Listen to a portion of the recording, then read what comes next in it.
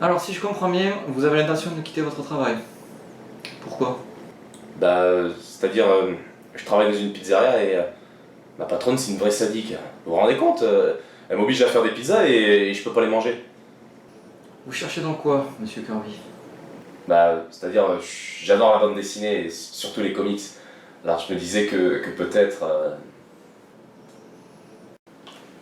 Bon, voyons ça.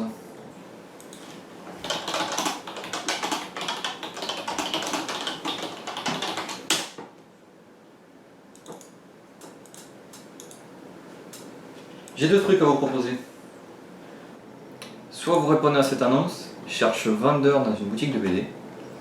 Sinon, vous pouvez toujours faire des vidéos sur YouTube qui parlent de comics.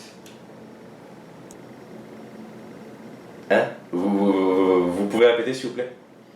Soit vous répondez à cette annonce, soit vous vous affichez sur internet. Mais bon, vous n'êtes pas assez stupide pour...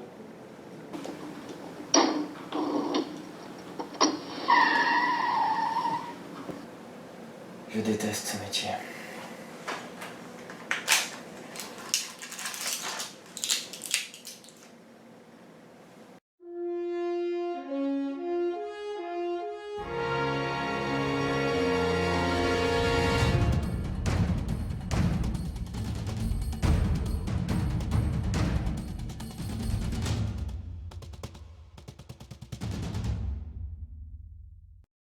Salut les êtres humains et bienvenue pour ce nouveau numéro de Compagnie Comics, l'émission qui parle exclusivement de comics.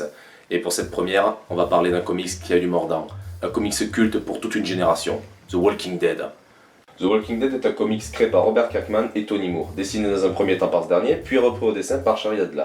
En Amérique, c'est édité par Image Comics depuis 2003. En France, c'est édité par Delcourt et 23 tomes sont sortis chez nous en 2015. The Walking Dead nous raconte l'aventure de Rick, un shérif qui s'est retrouvé dans le coma suite à une blessure, lors d'une intervention. En sortant de sa chambre, il se rend compte que l'hôpital est truffé de zombies. En gros, il a la méga poisse. Mais en fait non, les morts vivants sont partout. Rick retrouve sa femme et son fils, et toute une communauté de gens essayant de survivre dans ce nouveau monde. Ensemble, ils vont essayer de survivre. Voilà le résumé. Niveau scénario, il n'y a pas grand chose à dire. C'est bien écrit, c'est intelligent, on a tendance à s'attacher aux personnages qui ont malheureusement tendance à disparaître. Les dialogues sonnent justes, aucune parole n'est inutile. Bref, c'est excellent. Passons au dessin maintenant. Comme je l'ai dit, les premiers numéros ont été dessinés par Tony Moore, qui, je trouve, n'était pas vraiment fait pour dessiner cette série. À partir du 7ème numéro, c'est Charlie Adler, alors quasiment inconnu du grand public, qui reprend le flambeau. Tony Moore a un dessin plutôt cartoony, qui, je trouve, ne met pas trop en avant le côté horrifique qu'il y a dans The Walking Dead. Le style de Adler, plus sombre et plus réaliste, rend l'ambiance froide, limite oppressante, et ça contribue vraiment au sentiment de peur qu'il faut éprouver quand on lit un comics d'horreur. Les personnages et les décors sont détaillés, précis, en gros, c'est nickel chrome. Les personnages, quant à eux, ne sont pas spécialement originaux, parce que si on regarde bien avec du recul, on a déjà vu ces personnages-là dans des films de guerre. T'as déjà vu un film de guerre, ben forcément, tu connais déjà les personnages. On a le leader très déterminé, prêt à tout pour protéger ses hommes, la méga guerrière qui a peur de rien, le fiston qui veut ressembler le plus possible à son père, allant jusqu'à commettre des choses horribles, le soldat qui finit par devenir un tireur d'élite dont on ne peut plus se passer, le gars sympa dans la vie de tous les jours, mais qui, une fois arrivé au front, se transforme en machine à tuer. Le débrouillard pouvant traverser les lignes ennemies pour dénicher n'importe quoi, et l'antagoniste cruel, froid et sadique pouvant passer du viol avec violence au conflit ultra sanglant et barbare. Un truc qui plaît beaucoup dans The Walking Dead, c'est le réalisme. Dans d'autres comics, on peut s'attacher à un super-héros, mais tu peux être sûr à 100% qu'il va revivre dans 2 numéros. Ce réalisme est presque aussi rare que une bonne histoire de Superman.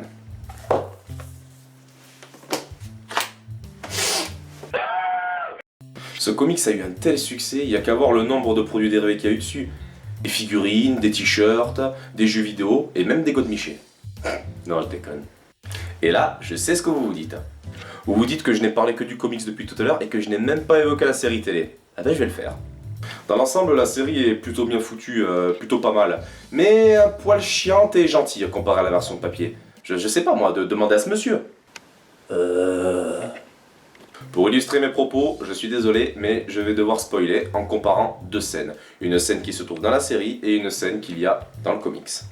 Dans la série, pour se venger du gouverneur qu'il a... en fait non, j'ai pas compris dans la série de quoi Michonne voulait se venger. Enfin bref. Pour se venger du gouverneur, dans la série, Michonne lui crève l'œil. C'est tout.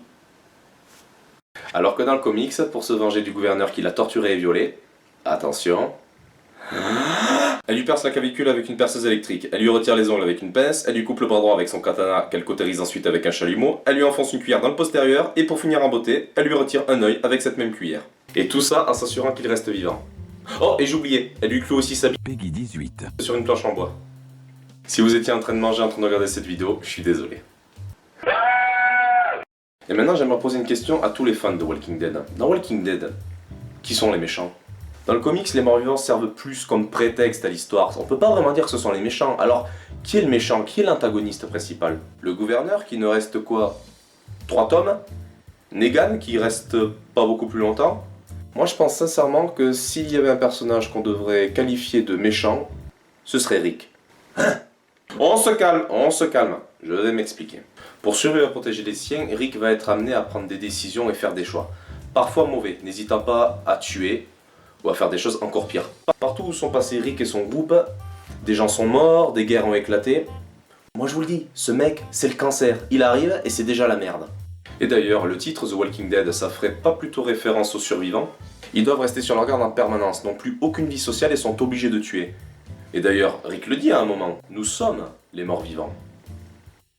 Et voilà, c'était le premier numéro de Compagnie Comics, j'espère qu'il vous aura plu. N'hésitez pas à vous abonner à la chaîne, à liker.